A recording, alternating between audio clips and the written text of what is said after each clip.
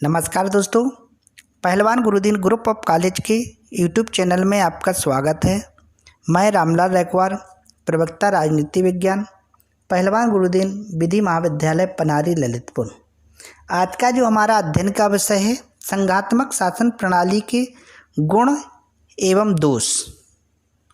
संघात्मक शासन प्रणाली के अंतर्गत प्रमुख कौन कौन से गुण पाए जाते हैं एवं उसके अंदर जो भी दोष पाए जाते हैं उनका विस्तृत अध्ययन करेंगे। संघात्मक शासन प्रणाली के गुण के अंतर्गत जो पहला संघात्मक शासन प्रणाली का जो गुण है राष्ट्रीय एकता एवं स्थानीय स्वराज्य का सुयोग।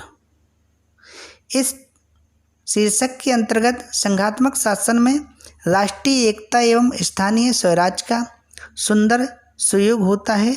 एक और संघात्मक शासन विभिन्नताओं को स्वीकार करता है और उन्हें इस बात का अवसर देता है कि वे अपना विकास कर सकें, और दूसरी ओर वह स्थानीय विभिन्नताओं के कुप्रभाव से राष्ट्रीय एकता के हितों की रक्षा करता है। इस संबंध में प्रोफेसर डायसी ने कहा है कि संघीय शासन व्यवस्था एक ऐसी योजना है जिसका उद्देश्य राष्ट्रीय एकता को उत्पन्न करना होता है। संघात्मक शासन प्रणाली के गुण के अंतर्गत दूसरा जो गुण है प्रशासन में कुशलता।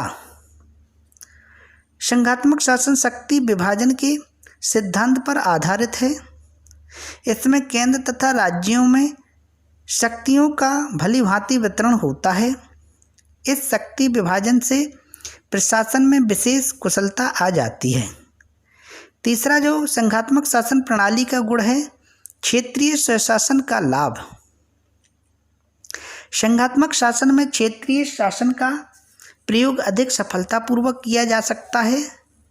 संघात्मक शासन में इकाइयों को स्वशासन का पूरा अधिकार प्राप्त होता है। स्वशासन के इस अधिकार से राज्यों को अपना विकास करने का समुचित अवसर मिलता है। स्थानीय जनता अपनी समस्याओं से भली भांति परिचित होती है, अतएव अपनी समस्याओं को अधिक आसानी से सुलझा सकती है। संघात्मक शासन प्रणाली का अगला जो गुण है राजनीतिक शिक्षा तथा स्वशासन का अनुभव। संघात्मक शासन में स्थानीय स्वशासन की सुविधा होती है। इसमें अपेक्षाकृत अधिक नागरिकों को शासन में भाग लेने का अवसर मिलता है। फलतः जनता को स्वतः शासन का अनुभव प्राप्त हो जाता है। उसे बिना किसी कठिनाई के राजनीतिक शिक्षा सुलभ हो जाती है। संघात्मक शासन प्रणाली के गुण के अंतर्गत जो अगला गुण है विविधता में एकता की स्थापना।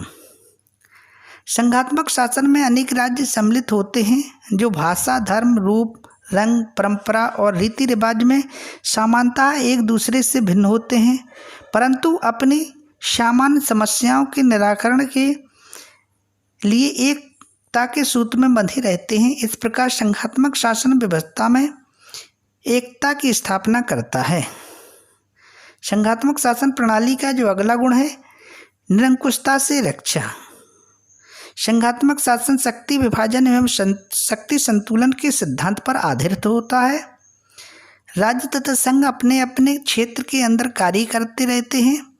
ना तो केंद्रीय सरकार प्रांतीय मामलों में हस्तक्षेप करती हैं और ना ही प्रांतीय सरकार केंद्र के मामले में। इस प्रकार ना तो संघीय सरकार निरंकुश हो पाती है और ना ही राज्य सरकारें अपनी सीमा का अतिक्रमण कर पाती हैं।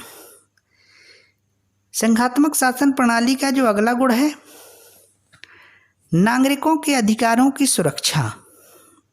संघात्मक शासन के अधिकार संविधान द्वारा निश्चित कर दिए जाते हैं, इसलिए सरकार नागरिकों के अधिकारों के साथ खिलवाड़ नहीं कर सकती। संविधान में मूल अधिकारों का भी उल्लेख रहता है।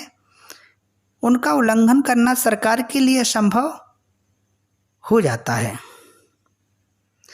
अगला जो संघात्मक शासन प्रणाली का गुण है बड़े देशों के लिए उपयोगी।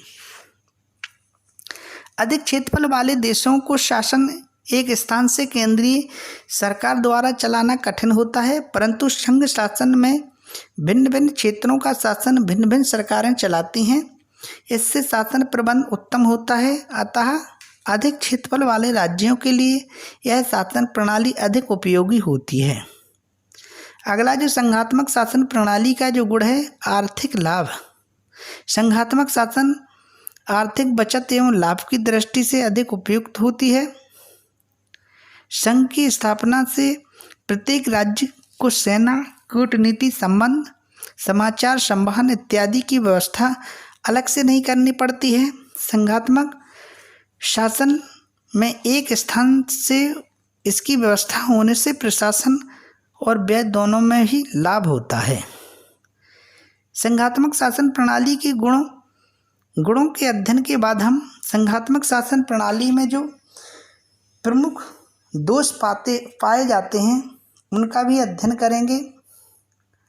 संघात्मक शासन प्रणाली में कई ऐसे दोष हैं जो विद्यमान हैं।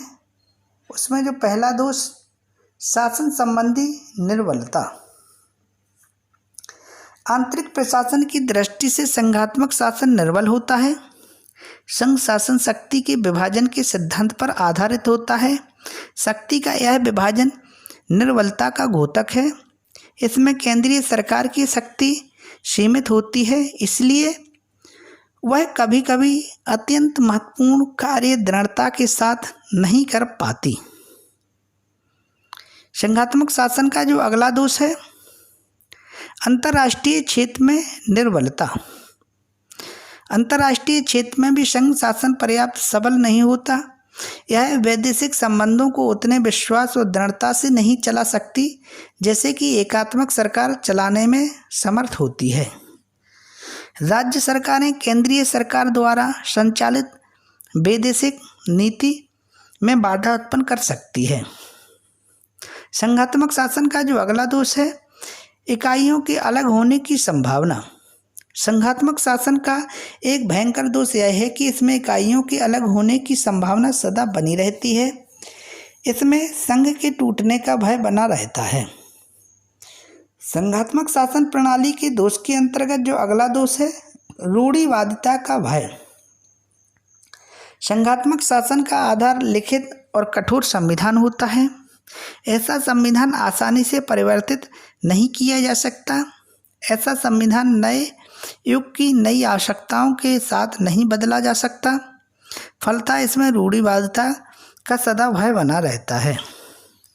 अगला जो संघात्मक शासन प्रणाली का जो दोष है, प्रशासन में एकरूपता का अभाव। इसमें संघ के विभिन्न राज्यों में भिन्न भिन्न विषयों के प्रबंध में एकरूपता नहीं होती है, क्योंकि प्रत्येक राज्य अपनी समस्याओं का समाधान भिन्न तरीकों से करता है।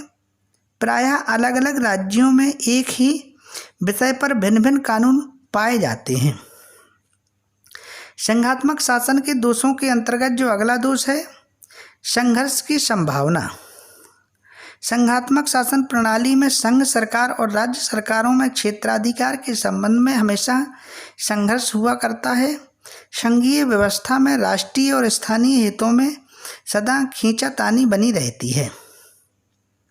संघात्मक शासन के दोषों के अंतर्गत जो अगला दोष है, प्रशासन पर व्यय भार की अधिकता। संघात्मक राज्यों में कई राज्य सरकारें होती हैं। उन सभी में कार्यपालिका, व्यवस्थापिका तथा न्यायपालिका का अस्तित्व रहता है। इसमें व्ययभार बढ़ जाना स्वाभाविक होता है। अतः संघात्मक राज्यों में प्रशासन का व्ययभार की अधिकता रहती है। संघात्मक शासन प्रणाली के अंतर्गत जो अगला इसमें दोष है, उत्तरदायित्व टालने की प्रवृत्ति।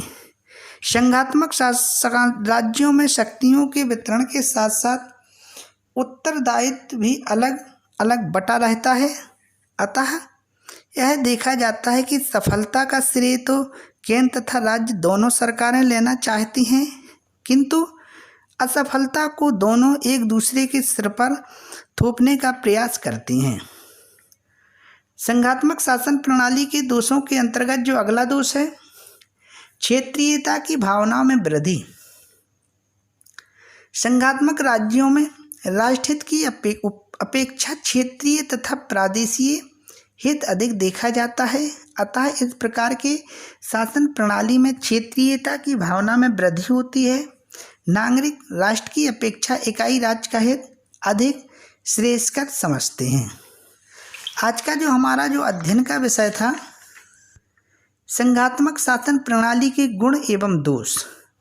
तो संघात्मक शासन प्रणाली के अंतर्गत जो प्रमुख गुण थे उनका क्रमबद्ध अध्ययन